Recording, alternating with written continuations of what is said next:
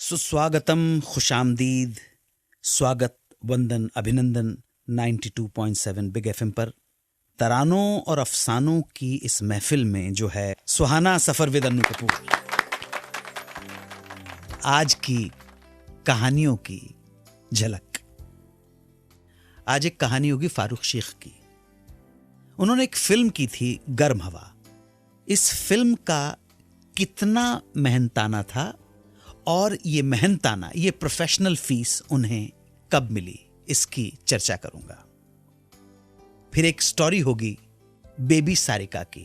बचपन से ही उन्होंने काम करना शुरू कर दिया था, उस वजह से पढ़ाई नहीं हो पाई। एक फॉर्मल ट्रेनिंग स्कूल में या कॉलेज में जो होना होता है वो नहीं हो पाई। तो फिर पढ़ाई कैसे हुई ये भी बताऊंगा आपको। फिर है हमारा रेगुलर सेगमेंट दिल ने फिर याद किया। आज याद करेंगे उस शख्सियत को जिसका नाम है सुमन कल्याणपुर। फिर एक स्टोरी होगी गोविंद निहलानी की फिल्म अर्धसत्य की। क्यों गोविंद निहलानी ने अर्धसत्य के 2 क्लाइमेक्स शूट किए थे, ये मजेदार कहानी भी आज के ही शो में। और आपके क्वेश्चन में, लिसनर क्वेश्चंस में किसी ने पूछा है कि हमें बताएं कि श्रीदेवी ने एज चाइल्ड आर्टिस्ट कितनी फिल्मों में काम किया। तो ये है लेखा जोखा आज की महफिल। आज की फर्स्ट स्टोरी है फारूक शेख और उनकी पहली फिल्म गर्म हवा की। इस फिल्म की प्रोफेशनल फीस उन्हें कब जाकर मिली? जब प्रोड्यूसर डायरेक्टर एम एस सथ्यू गर्म हवा फिल्म बना रहे थे तब उनकी माली हालत अच्छी नहीं थी। फंड्स ना के बराबर थे, मगर फिल्म बनाने का पैशन जरूर था। इरादा था कि फिल्म जरूर बनानी है। लिहाजा उन्होंने ऐसे लोगों को साइन किया जो या तो बिना पैसे के या बहुत ही नॉमिनल फीस में फिल्म करने को तैयार हो जाएं। उन दिनों फारूक शेख शौकिया थिएटर किया करते थे और फिल्मों में काम करने के लिए भी इंटरेस्टेड थे। एम एस सथ्यू ने मिलकर उन्हें रोल सुनाया और फाइनेंशियल पोजीशन क्लियर करते हुए यह भी कहा कि फिल्म का बजट बहुत ही कम है, वो उन्हें सिर्फ 750 रुपए दे सकते हैं, और वो भी फिल्म रिलीज होने के बाद। फारूक शेख एक वेल टू डू फैमिली से थे और पैसों के लिए फिल्म कर भी नहीं रहे थे, सो वो मान गए। फिल्म कंप्लीट हुई, रिलीज हुई, मगर फारूक शेख को वो 750 रुपए नहीं मिले। लेकिन उनका काम देखकर उन्हें मुजफ्फर अली और सत्यजीत रे जैसे दिग्गज डायरेक्टर्स ने अपनी फिल्मों के लिए साइन जरूर कर लिया। फारूक शेख नई फिल्मों में बिजी हो गए, इंडस्ट्री में नाम होने लगा। वो गर्म हवा वाले 750 रुपए भूल गए, लेकिन ये 750 रुपए एम एस सथ्यू को याद थे। 15 साल बाद एक दिन एम एस सथ्यू फारूक शेख से मिले और वादे के मुताबिक उन्हें उनके 750 रुपए दे दिए। हालांकि तब भी 750 रुपए फारूक शेख के लिए कोई मायने नहीं रखते थे, मगर बात कायदे की थी और वायदे की थी जिसे एम एस सथ्यू साहब ने पूरा किया। भले ही 15 साल बाद वायदा था, रिलीज के बाद पेमेंट का टाइम फ्रेम नहीं था। 15 साल रिलीज के बाद 750 रुपए का full and final payment to Farooq Shaikh, signed by M S Sathyu for Garm Hava. 4 साल की उम्र से ही बेबी सारिका ने फिल्मों में काम करना शुरू कर दिया था। खूब नाम कमाया, पैसा भी कमाया, मगर पढ़ाई नहीं कर सकी। सुबह से शाम तक स्टूडियो में काम करने वाली सारिका की पढ़ाई किस तरह हुई बताऊंगा थोड़ी देर में। आप सुनते रहें सुहाना सफर विद अन्नू कपूर, सिर्फ 92.7 बिग एफएम पर। आप सुन रहे हैं रेडियो का number 1 show Suhana Safar with Annu Kapoor. Baby Sarika ने छोटी उम्र से ही फिल्मों में काम करना शुरू कर दिया था। शोहरत और पैसा तो खूब कमाया, मगर इसके चलते जो उनसे छिन गया वो था उनका बचपन और उनकी पढ़ाई। 14 साल की उम्र में बीआर फिल्म्स की हमराज के लिए सारिका का सिलेक्शन हो गया। इसी फिल्म के दौरान सारिका के माता पिता अलग हो गए और सारिका अपनी मां के साथ रहने लगी। मां के पास इनकम का कोई और साधन नहीं था, इसलिए सारिका को मिलने वाले पैसे से ही घर चलता था। मम्मी काम की तलाश में उन्हें कई प्रोडक्शन हाउसेस ले जाया करती और काम मिलने पर दिन भर शूटिंग्स करवाती। फिल्म स्टूडियोज ही सारिका के लिए प्लेग्राउंड और घर बन गए थे। सुबह से सारिका को मेकअप करवाकर दिन भर शूटिंग करनी होती थी और शाम को शूटिंग के बाद अपने पेमेंट का चेक लेकर मम्मी को देना होता था। सारिका को पता नहीं था कि उन्हें काम के लिए कितने पैसे मिल रहे हैं। घर चलाने के लिए सारिका का काम करना मजबूरी थी और इसी मजबूरी के कारण मम्मी सारिका को कभी स्कूल पढ़ने नहीं भेज पाई। हालांकि उन्होंने सारिका के लिए एक पारसी लेडी को ट्यूशन पर लगा दिया था, पर वो लेडी भी सिर्फ नाम की ट्यूटर ही थी। 10-11 साल की होने के बाद भी सारिका को बेसिक चीजें भी मालूम नहीं थी। ट्यूटर उन्हें ज्यादा कुछ सिखा नहीं पा रही थी।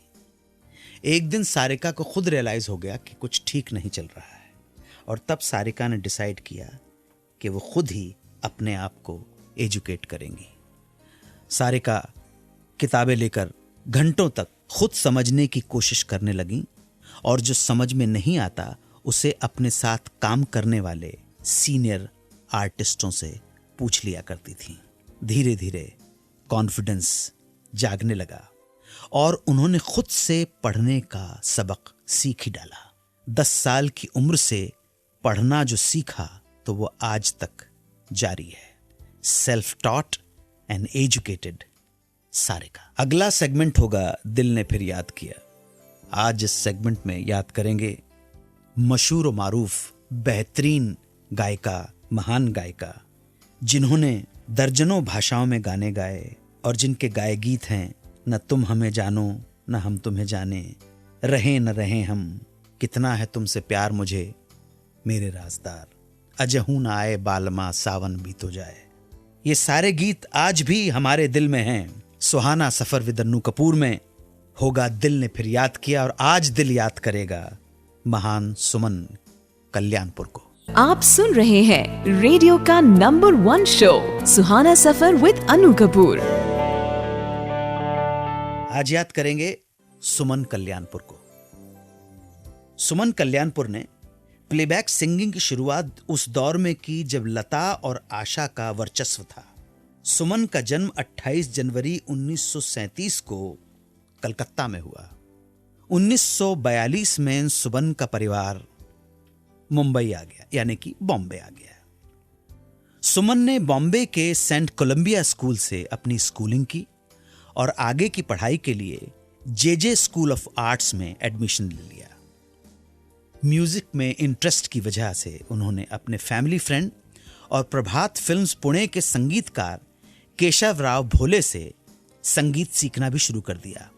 बाद में जब उन्होंने अपने शौक को प्रोफेशन बनाने का सोचा तो उस्ताद अब्दुल रहमान खान से और गुरुजी मास्टर नवरंग से बाकायदा संगीत की मौसीकी की तालीम हासिल की। सुमन के परिवार में सभी को संगीत में रुचि थी, मगर बाहर गाने बजाने पर पाबंदी थी। बावजूद इसके सुमन को जब 1952 में ऑल इंडिया रेडियो पर गाने का मौका मिला तो वो खुद को रोक नहीं सकी। अगले ही साल सुमन को मराठी फिल्म शुक्राची चांदनी में गाने का मौका मिल गया। इस फिल्म में सुमन के गानों से प्रभावित होकर म्यूजिक डायरेक्टर मोहम्मद शफी ने 1954 में आई शेख मुख्तार की फिल्म मंगू में सुमन से 3 गाने रिकॉर्ड करवाए। हालांकि बाद में मोहम्मद शफी की जगह ओपी नैयर इस फिल्म में एज ए म्यूजिक डायरेक्टर आ गए और फिल्म में सुमन का गाया सिर्फ एक ही गाना रखा गया, कोई पुकारे धीरे से तुझे। इस तरह 1954 की फिल्म मंगू से सुमन की हिंदी फिल्मों में सिंगिंग की शुरुआत हुई। इसके बाद 1954 में ही आई फिल्म दरवाजा में सुमन को म्यूजिक डायरेक्टर शौकत अली नाशाद ने 5 गीत गवाए। चूंकि ये फिल्म मंगू से पहले रिलीज हुई थी, इसलिए इस फिल्म को ही सुमन की पहली फिल्म माना जाएगा। 1954 में ही सुमन कल्याणपुर को ओपी नैयर के संगीत से सजी फिल्म आर पार में रफी के साथ गाने का मौका मिला। गीत के बोल थे, मोहब्बत कर लो जी भर लो अजी किसने रोका है, पर बड़े गजब की बात है इसमें भी धोखा है। हालांकि इसमें सुमन को सिर्फ एक आध लाइन ही गाने को मिली, बाकी तो वो कोरस में ही रही। 1958 में 1958 में बॉम्बे के एक इंडस्ट्रियलिस्ट रामानंद कल्याणपुर से सुमन की शादी हुई और शादी के बाद वो हो गई सुमन हेमाड़ी से सुमन कल्याणपुर। शादी के बाद भी उन्होंने गाना जारी रखा और 60 के दशक में उन्होंने उस दौर के सभी दिग्गज संगीत निर्देशकों के लिए गीत गाए। सुमन कल्याणपुर की आवाज बहुत हद तक लता से रिजेंबल करती थी, जिसका सुमन को बहुत फायदा मिला। खास तौर से जब लता और रफ़ी में अनबन हो गई तो सुमन ने रफ़ी के साथ कई हिट गीत गाए। दिल एक मंदिर है, इतना है तुमसे प्यार मुझे मेरे राजदार, तुमने पुकारा और हम चले आए, अजहू ना आए बालमा सावन बीतो जाए, बाद मुद्दत की ये घड़ी आई, ठहरिए होश में आलूं तो चले जाइएगा, नाना करते प्यार तुम्ही से कर बैठे। और मोहम्मद रफ़ी के साथ गाया फिल्म ममता का वर्जन रहें न रहें हम महका करेंगे, बन के कली बन के सबा बागे वफा में। 70 के दशक में सुमन को काम मिलना कम हो गया। 1981 में आई फिल्म नसीब में गाया उनका गीत रंग जमा के जाएंगे उनका आखिरी रिलीज्ड फिल्मी गीत रहा। दर्जनों भाषाओं में 3000 से अधिक फिल्मी गैर फिल्मी गीत गाने वाली सुमन कल्याणपुर ने बदलते दौर के साथ फिल्मी दुनिया को अलविदा कह दिया। 28 साल लंबे करियर में सुमन कल्याणपुर ने सिंगिंग में अपना अलग मुकाम बनाया और वो मुकाम बहुत ऊंचा बना, इसमें कोई शक नहीं है। अपने करियर में बेहतरीन गायकी के लिए सुमन जी को 1961 में रसरंग का फाल्के अवार्ड, 1965 और 1970 में मियां तानसेन अवार्ड, 1965-1966 में महाराष्ट्र राज्य फिल्म अवार्ड, 1970 से 73 तक गुजरात राज्य फिल्म अवार्ड, 2009 में महाराष्ट्र सरकार द्वारा लता मंगेशकर अवार्ड के अलावा करीब 1 दर्जन और पुरस्कार अवार्ड से नवाजा गया। पति की मौत के बाद फिल्मी दुनिया से दूर सुमन जी अपनी बेटी चारू अग्नि के साथ मुंबई में ही रहती हैं। सुमन जी बहुत ही अलग थलग रहती हैं, कभी सुना नहीं। टेलीविज़न पे शोज़ वालों ने बहुत कोशिश की कि उनको पर्दे पे लाया जा सके, लेकिन वो सबसे दूर हो गईं। इस तरह से और इतनी दूर जाने की क्या वजह है मैं जान नहीं पाया, लेकिन अगर सुमन जी या सुमन जी के चाहने वाले, उनके संगीत को मान देने वाले अगर सुन रहे हों तो उन तक ये मैसेज ज़रूर पहुंचा दें कि आपके गाए गीत आज भी लाखों लोगों के हृदय में बसे हुए हैं। आपकी मधुर आवाज़ आज भी हमारे कानों में शहद घोल देती है। नमस्कार करता हूं सुमन जी आपको। एक ब्रेक के बाद बात करूंगा अवार्ड विनिंग फिल्म अर्धसत्य की। इस फिल्म के 2 क्लाइमेक्स शूट किए गए, क्यों, क्या थी ऐसा करने की वजह, बताऊंगा बस थोड़ी देर में, एक ब्रेक के बाद। आप सुन रहे हैं रेडियो का number 1 show Suhana Safar with Anu Kapoor. 1983 में एक फिल्म रिलीज हुई थी, अर्धसत्य। फिल्म के डायरेक्टर थे गोविंद नेहलानी। गोविंद नेहलानी की आक्रोश के बाद ये दूसरी फिल्म थी। फिल्म की कहानी अनंत वेलणकर नाम के एक ऐसे पुलिस अफसर की कहानी जो समाज में पनप रहे माफिया और भ्रष्टाचार के खिलाफ था और उसे खत्म करने की जंग लड़ रहा था। मेन प्रोटैगनिस्ट के इस किरदार को सशक्त अभिनेता ओम पुरी ने निभाया था। फिल्म की कहानी लिखी थी विजय तेंदुलकर ने, जो D.A. पनवलकर की शॉर्ट स्टोरी सूर्या पर आधारित थी। विजय तेंदुलकर एक सीनियर स्क्रिप्ट राइटर थे और उन्होंने ही गोविंद की डेब्यू फिल्म आक्रोश की भी स्क्रिप्ट लिखी थी। फिल्म की शूटिंग ओरिजिनल स्क्रिप्ट के हिसाब से ही हो रही थी, मगर फिल्म के क्लाइमेक्स की शूटिंग के दौरान डायरेक्टर गोविंद नेहलानी को लगने लगा कि कहीं ना कहीं फिल्म का क्लाइमेक्स ओरिजिनल स्क्रिप्ट के हिसाब से न होकर कुछ अलग होना चाहिए। विजय तेंदुलकर की ओरिजिनल स्क्रिप्ट के हिसाब से फिल्म का मेन प्रोटैगनिस्ट यानी ओमपुरी अपनी सारी कोशिशों के बावजूद सिस्टम के हाथों मजबूर होकर हार मान लेता है और आखिर में पॉलिटिकल सिस्टम से समझौता कर लेता है। ये बात गोविंद को खटक रही थी और तब उन्हें एक नया रास्ता सूझ गया। उन्होंने फिल्म के ओरिजिनल स्क्रीन प्ले से कोई छेड़छाड़ नहीं की और उसके अनुसार ही फिल्म का क्लाइमेक्स शूट कर लिया, मगर साथ ही साथ उन्होंने एक और क्लाइमेक्स शूट कर डाला जो गोविंद के हिसाब से जच रहा था। दोनों शूट करने के बाद क्लाइमेक्स गोविंद ने इन्हें फिल्म के राइटर विजय तेंदुलकर को दिखाया और उनकी राय पूछी। दोनों वर्जन देखने के बाद विजय तेंदुलकर ने गोविंद से कहा, तुम्हारा विजन दर्शकों को ज्यादा अपील करेगा। मुझे लगता है कि सिनेमा की दृष्टि से तुम्हारा सोचा हुआ क्लाइमेक्स ही फिल्म में होना चाहिए। और इस तरह गोविंद ने फिल्म के लिए जो क्लाइमेक्स सोचा था वही क्लाइमेक्स फिल्म में रखा गया। फिल्म रिलीज हुई और बन गई हिंदी फिल्म हिस्ट्री की एक लैंडमार्क फिल्म, एक कल्ट फिल्म। इस फिल्म का एक और फीचर रहा, वो था इसकी थीम पोएम जिसे दिलीप चित्रे ने लिखा था। फिल्म ने कई अवार्ड्स हासिल किए। फिल्म ने बेस्ट फिल्म का फिल्मफेयर अवार्ड जीता। ओमपुरी ने बेस्ट एक्टर का नेशनल फिल्म अवार्ड और कार्लो विवारी इंटरनेशनल फिल्म फेस्टिवल में भी अवार्ड जीता। इसके अलावा फिल्म में बेस्ट डायरेक्टर के लिए गोविंद निहलानी को, बेस्ट सपोर्टिंग एक्टर के लिए सदाशिव अमरापुरकर को, बेस्ट स्टोरी के लिए एस.टी. पनवलकर को और बेस्ट स्क्रीन प्ले के लिए विजय तेंदुलकर को फिल्म फेयर के अवार्ड से सम्मानित किया गया।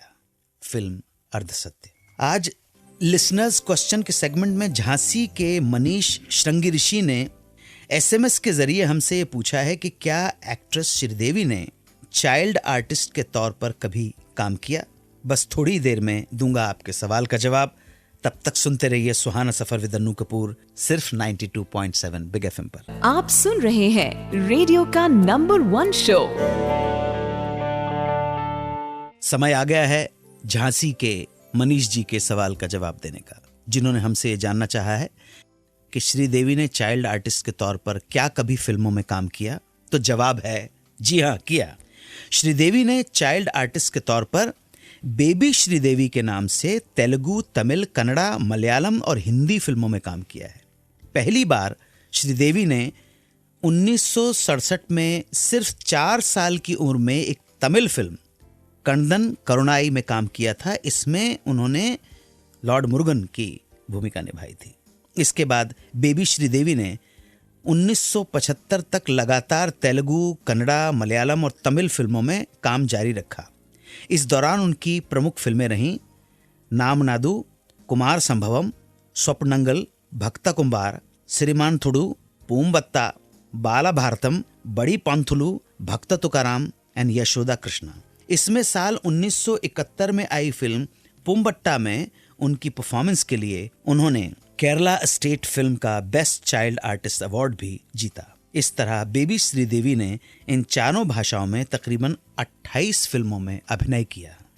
जहां तक हिंदी फिल्मों का सवाल है तो उनकी पहली हिंदी फिल्म थी 1975 में आई फिल्म जूली, जिसमें उन्होंने फिल्म की हीरोइन लक्ष्मी की छोटी बहन का रोल निभाया था। मैं उम्मीद करता हूं मनीष जी कि आप हमारे जवाब से संतुष्ट होंगे। झांसी के सभी बहनों भाइयों को मेरे प्रणाम स्वीकार हों। बड़े प्रेम और शांति के साथ आप ये प्रोग्राम सुनते हैं, मन लग जाता है, सफ़र कट जाता है, दिल बहल जाता है। ऐसे ही दिल बहलाता रहूँगा आपकी सेवा में। जब भी बुलाएंगे आता रहूँगा उस प्रोग्राम में जिसका नाम है सुहाना सफ़र विद अन्नू कपूर, सिर्फ 92.7 बिग एफएम पर। तो मेहरबान दोस्तों, कल फिर मुलाकात होगी इसी शो में। मैं होऊंगा और आप होंगे और होंगी कई दास्तानें फिल्म इंडस्ट्री की।